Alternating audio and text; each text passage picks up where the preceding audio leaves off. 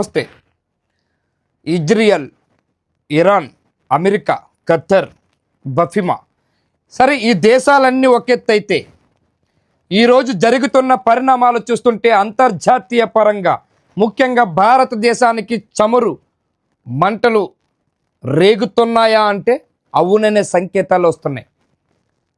ఒక పక్క Israel, Iran, America ఈ దాడుల్లో ఎవరు గెలిచారు అనుకుంటే ఇరాన్ అధ్యక్షుడు ఖమేని చనిపోయిన తర్వాత కూడా ఇరాన్ వదలకుండా ఒక పక్క అమెరికాని, ఇజ్రాయెల్ని గడగడలాడించిందా అంటే అవుననే సంకేతాలు ఇస్తుంది. నిన్న ఒక్క రోజులోని, ఒక గంటలోని లేజర్ హెలికాప్టర్ని ప్రయోగం చేసింది ఇరాన్.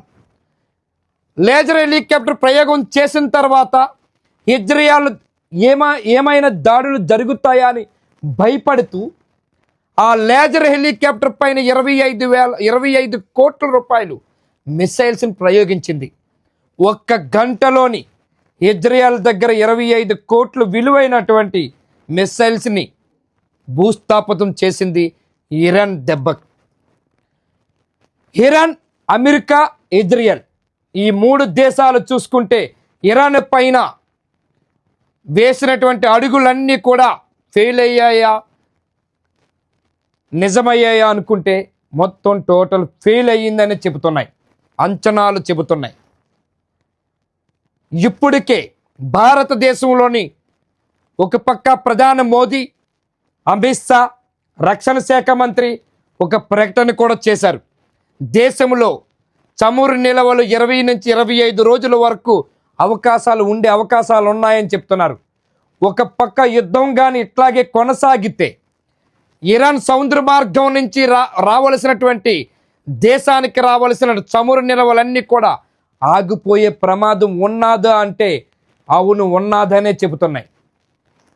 ఇదంతా ఒక ఎత్తు అయితే భారతదేశంలోని ఇప్పటికే డొమెస్టిక్ గ్యాస్ లేక అల్లాడిపోతున్న రెస్టారెంట్లు, హోటల్స్, మాల్స్ ఇప్పటికే ఇవన్నీ మూసివేద్దామన్న ఆలోచనలో పడినట్టు కూడా తెలుస్తుంది.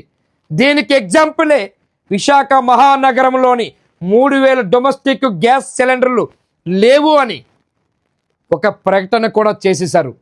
ఒక పక్క భారత ప్రధాని, రక్షణ శాఖ మంత్రి, హోంమంత్రి దేశంలోనే ఎటువంటి డోకా ఉండదని ప్రకటన చేస్తే మరోపక్క హోటల్స్ యాజమాన్యం అంతా కలిసి ఈరోజు విశాఖ జిల్లాలోని గ్యాస్ సిలిండర్లు లేక విలువెల్లాడుతున్నారని తెలుస్తూ ఉన్నది.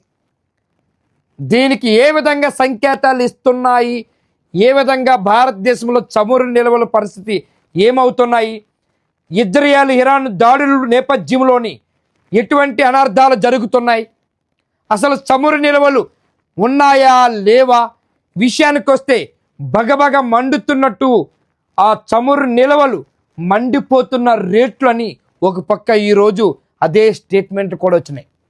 అదే విషయానికి వస్తే చమురు మంటలు, రిఫైనల్ హార్మర్ జలసంధిపై దాడులతో నిలిచిన సరఫరా, ఒక్కరోజు $30 పైగా పెరిగిన ముడి చమురు ధర, ఇరాన్ సుప్రీం లీడర్గా ముఫ్తాజా ఖమేని ఎన్నిక, ఆ వెంటనే దాడులను తీవ్రతం చేసిన ఇరాన్, గల్ఫ్ దేశాలపై స్కిపిన్ల వర్షం, రాకెట్ తయారీ, షిపిన్ ప్రయోగ కేంద్రాలపై అమెరికా, ఇజ్రాయెల్ దాడులు ఒక పక్క చూడొచ్చు.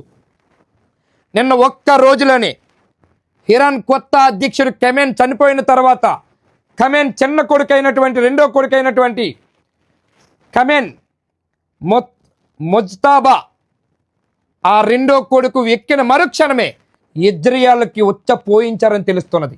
అంటే ఎంత దారుణంగా ఇరాన్ తాకిడీకి ఇరాన్ దగ్గర ఉన్నటువంటి అణుబాంబులు ఏ దేశంలో లేవు అనేది నగ్న సత్యం. ఒక పక్క అంతర్జాతీయ పరంగా China, Bharat, Pakistan, America, Korea, Russia ఈ 6 దేశాల్లో మాత్రమే ఈ అణుబాంబులు తయారు చేయడానికి అనువుగా ఉండేవని అంచనాలు ఉండేవి. కానీ ఈరోజు వారం రోజుల్లోని అణుబాంబుని తయారు చేసే సామర్థ్యం గల దేశం కూడా ఇరాన్ అని సంకేతాలు ఇచ్చింది. ఇది అందరికీ తెలిసినటువంటి నగ్న సత్యం. అందుకే ఇరాన్ దాడిలో ఇప్పటికే ట్రంప్ కూడా భయపడుతున్నారని తెలుస్తున్నది. ఒక్క లేజర్కి సంబంధించినటువంటి హెలికాప్టర్ ద్వారా మిసైల్స్ పంపిస్తున్నామని లేజర్ ద్వారా చూపిస్తేనే ఇజ్రాయెల్కి ఉచ్చపోయించి 25 కోట్ల గంటలు ఆవిరి చేసింది ఇరాన్. అంటే ఆ దాడిలో ఏమైనా జరగవచ్చు, ఇరాన్ దాడిలో ఏమైనా జరగవచ్చు అని సంకేతాలు ఇచ్చింది ఒక పక్క దేశంలో.